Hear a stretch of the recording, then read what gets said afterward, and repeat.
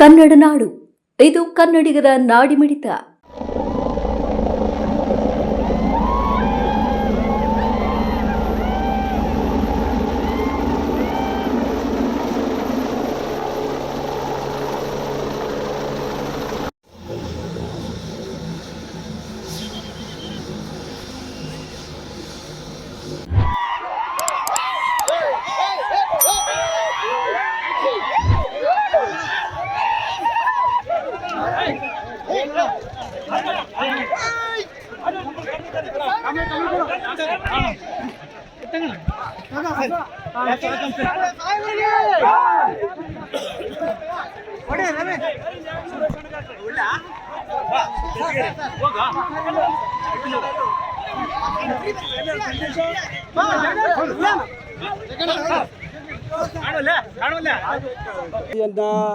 ಸಂಪುಟ ಸಭೆಯ ಮುಂದೆ ನಾವು ಅನುಮೋದನೆಗೆ ಇಟ್ಟಿದ್ದೀವಿ, ಅನುಮೋದನೆಗೆ ಮಂಡಿಸಿದ್ದೀವಿ. ಮುಂದಿನ ಗುರುವಾರ 17ನೇ ತಾರೀಕು ವಿಶೇಷವಾಗಿ ಸಂಪುಟ ಸಭೆಯನ್ನು ಇದರ ಚರ್ಚೆ ಮಾಡಲಿಕ್ಕೆ ಇಟ್ಟಿದ್ದೀವಿ. ಬೇರೆ ಯಾವುದೇ ಸಬ್ಜೆಕ್ಟ್ಸಲ್ಲಿ ಇಟ್ಟಿಲ್ಲ. ಜಾತಿ ಗಣತಿಯನ್ನು ಈಗ ಸಂಪುಟದ ಮೇಲೆ ಇಟ್ಟಿರುವಂಥ ವಿಚಾರವನ್ನು ಈಗಾಗಲೇ ಮಂತ್ರಿಗಳ ಕೈಯಲ್ಲಿ ನನ್ನ ಒಳಗೊಂಡಂತೆ ಕೊಟ್ಟು ಅದನ್ನು ಪರಾಮರ್ಶೆ ಮಾಡಲಿಕ್ಕೆ ಹೇಳಿದ್ದಾರೆ ಮುಖ್ಯಮಂತ್ರಿಗಳು. ನಾವೆಲ್ಲ ಓದಿ ನೋಡ್ತಾ ಇದ್ದೀವಿ. ಇನ್ನೂ ಟೈಮ್ ಸಿಗಲಿಲ್ಲ, ಭಾಳಷ್ಟು ಸುಮಾರು 106 ಪೇಜ್ ಇದೆ. ಅದನ್ನೆಲ್ಲ ಓದಿ ಅದಾದಮೇಲೆ 17ನೇ ತಾರೀಕು ಅವರವರ ನಿಲುವು ಏನಿದೆ, ಅವರವರ ಅಭಿಪ್ರಾಯ ಏನಿದೆ ಅದನ್ನು ಸಂಪುಟದ ಮೇಲೆ ಮುಂದೆ ಮಂಡಿಸ್ತೀವಿ. ಅದಾದಮೇಲೆ ಅದು ಎಲ್ಲರಿಗೂ ಸರಿ ಅನಿಸಿದ್ರೆ ಮುಖ್ಯಮಂತ್ರಿಗಳು ಅದನ್ನು ನಮ್ಮ ಹೌಸಲ್ಲಿ ಲೇ ಮಾಡ್ತಾರೆ ಅಷ್ಟೇ. ಎಲ್ಲರಿಗೂ ಸಿಕ್ಕೈತೆ. ನಾನು ಇನ್ನೂ ನೋಡಲಿಲ್ಲ, ಇನ್ನೂ ಅದು ಭಾಳಷ್ಟು ಪೇಜಸ್ ಇದ್ದಾವೆ. ಆದರೆ ಇನ್ನು ಅದನ್ನೆಲ್ಲ ಕೂಲಂಕುಷವಾಗಿ ಓದಿ ಅದನ್ನು ಸಂಪುಟದಲ್ಲಿ ನಾವು ಚರ್ಚೆ ಮಾಡಿ ಎಲ್ಲರ ಅಭಿಪ್ರಾಯಗಳನ್ನು ತೆಗೆದುಕೊಂಡು ಅದನ್ನು ಆಮೇಲೆ ನಮ್ಮ ಸೆಷನ್ನಲ್ಲಿ ಅದನ್ನು ಮಂಡನೆ ಮಾಡಿ ಅದನ್ನು ಕಾರ್ಯಗತ ಮಾಡುವಂಥದ್ದು ಮಾಡ್ತೀವಿ.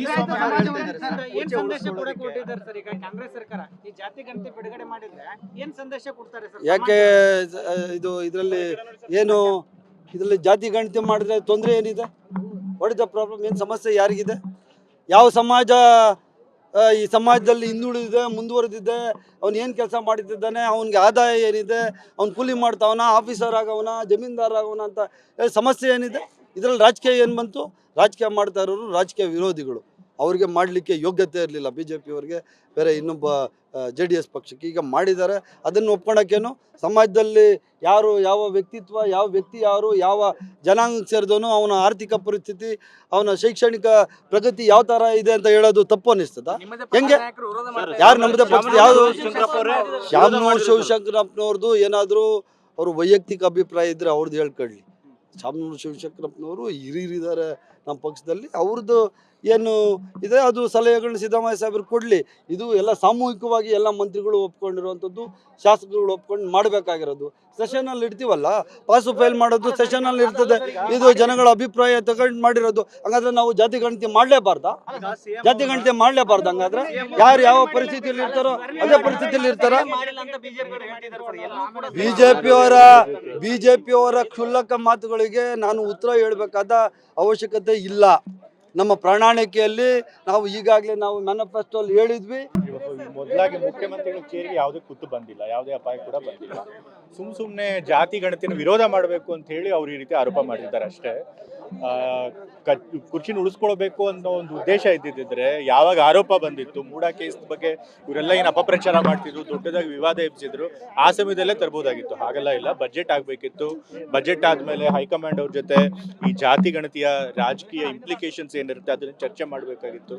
ಸೊ ಹಾಗಾಗಿ ಬಜೆಟ್ ಆದಮೇಲೆ ಅದನ್ನ ಸಚಿವ ಸಂಪುಟಕ್ಕೆ ತರಬೇಕು ಅಂತೇಳಿ ಮೊದಲೇ ತೀರ್ಮಾನ ಆಗಿತ್ತು.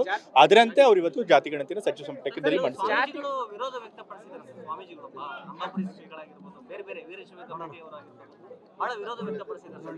ಈಗ ನಾವು ಜಾತಿ ಗಣತಿಯನ್ನ ಜಾರಿಗೆ ತರ್ತೀವಿ ಅಂತ ಹೇಳಿ ನಮ್ಮ ಪ್ರಣಾಳಿಕೆಯಲ್ಲಿ ಹೇಳಿದ್ವಿ. ಜನದ ಮುಂದೆ ಜಾತಿ ಗಣತಿಯನ್ನ ತರ್ತೀವಿ ಅಂತ ಹೇಳಿ ಭರವಸೆ ಕೊಟ್ಟಿದ್ದೀವಿ. ಸೊ ಜನ ಕೂಡ ನಾವು ಜಾತಿ ಗಣತಿಯನ್ನ ತರೋದನ್ನ ಒಪ್ಪಿನೇ ನಮಗೆ ಅಧಿಕಾರಕ್ಕೆ ತಂದಿದ್ದಾರೆ. ಸೊ ಹಾಗಾಗಿ ನಮ್ಗೆ ಏನು ಜನಾದೇಶ ಸಿಕ್ಕಿದೆ ಅದ್ರ ಪ್ರಕಾರ ನಾವು ಜಾತಿ ಗಣತಿಯನ್ನು ಮಂಡಿಸ್ತಾ ಇದ್ದೀವಿ. ಮತ್ತು ಜಾತಿ ಗಣತಿಯ ಅಗತ್ಯ ಕೂಡ ಬಹಳಷ್ಟಿದೆ. ಇವತ್ತು ನಮ್ಮ ಸಮಾಜದಲ್ಲಿ ಎಷ್ಟು ಜಾತಿಗಳು ಇಷ್ಟು ವರ್ಷಗಳು ಆದ ಸ್ವಾತಂತ್ರ್ಯ ಬಂದ ಮೇಲೆ ಯಾರು ಯಾವ್ಯಾವ ಸ್ಥಿತಿದಲ್ಲಿದ್ದಾರೆ, ಯಾರು ಮುಂದುವರೆದಿದ್ದಾರೆ, ಯಾರು ಹಿಂದೆ ಉಳಿದಿದ್ದಾರೆ, ಯಾರ ಜನಸಂಖ್ಯೆ ಎಷ್ಟಿದೆ, ಇದನ್ನೆಲ್ಲ ತಿಳ್ಕೊಂಡ್ರೆ ಎಲ್ಲರಿಗೂ ಕೂಡ ಅನುಕೂಲ ಮಾಡುವಂಥ ಕಾರ್ಯಕ್ರಮಗಳನ್ನು ಮಾಡೋದಕ್ಕೆ ಸಾಧ್ಯ ಆಗುತ್ತೆ. ಸೊ ಹಾಗಾಗಿ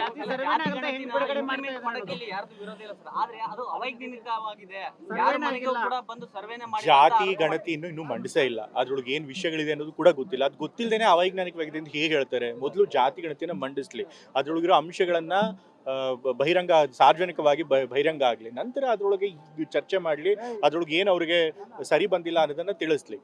ಅದನ್ನ ನೋಡಿ ಅವರು ತೀರ್ಮಾನ ಮಾಡಬೇಕು ಹೊರತು ಮಂಡಿಸೋದಕ್ಕಿಂತ ಮುಂಚೆ ಅವೈಜ್ಞಾನಿಕ ಅಂತ ಹೇಳಕ್ಕಾಗಲ್ಲ.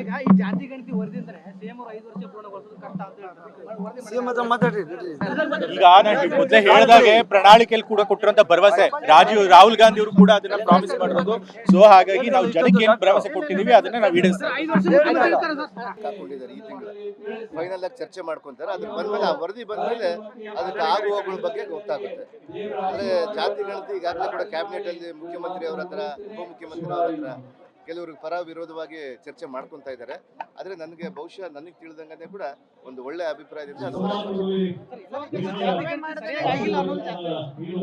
ಕೆಲವರು ಅಪಾರ ಇದೆ, ಕೆಲವರೆಲ್ಲ ಆ ರೀತಿ ಮಾಡ್ತಾ ಇದ್ದಾರೆ. ಬಟ್ ಇದು ಸೋರಿಕೆ ಆಗಿರೋದೆಲ್ಲ ಸುಳ್ಳಿನ ಮಾಹಿತಿ.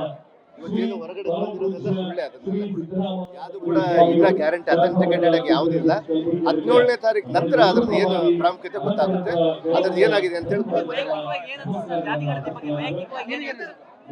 ಮಾಡಿದ್ರೆ ಒಳ್ಳೇದ. ಈಗಾಗಲೇ ಕೂಡ ರಾಹುಲ್ ಗಾಂಧಿ ಅವರು ಕೂಡ ಅನೇಕ ಸಂದರ್ಭದಲ್ಲಿ ಹೇಳಿದ್ದಾರೆ ಯಾವ ರೀತಿ ಮಾಡ್ಬೇಕಂತ ಹೇಳಿ. ಅದರಲ್ಲಿ ಏನು ತಪ್ಪಿಲ್ಲಲ್ಲ. ಯಾರು ಯಾವ ಜಾತಿ ಎಷ್ಟಿದ್ದಾರೆ ಅಂತ ಹೇಳಿ ಬಂದ್ರೆ ರಾಜಕೀಯ ಪ್ರಾತಿನಿಧ್ಯಗಳನ್ನು ಕೊಡ್ಲಿಕ್ಕೆ ಒಂದು ಅವಕಾಶ ಆಗುತ್ತೆ.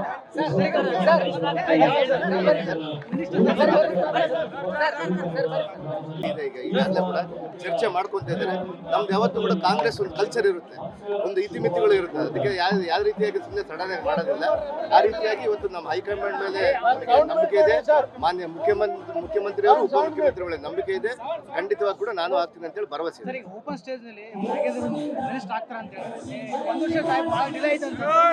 ಆ ರೀತಿಯೇನಿಲ್ಲ. ನಮ್ಮ ಆತ್ಮೀಯರವರು ಎಲ್ಲರೂ ಕೂಡ, ನಮ್ಮ ಸುರೇಶ್ ಮಾವ ನನಗೆ ಸಿದ್ದರಾಮಯ್ಯ ಅವರ ಅಣ್ಣನ ತರ, ನಮ್ಮ ಯತೀಂದ್ರ ಅವರ ಅಣ್ಣನ ತರ ಇದ್ದಾರೆ, ನಮ್ಮ ಗಣೇಶ್ ಅವರು, ನಮ್ಮ ಭರತ್ ಅವರು ಎಲ್ಲರೂ ಕೂಡ ಈ ಜಿಲ್ಲೆ ಭಾಗಕ್ಕೆ ಒಂದು ಪ್ರಾತಿನಿಧ್ಯ ಕೊಡಬೇಕಂತೇಳಿ ಅವರ ಆಸೆ ಇದೆ.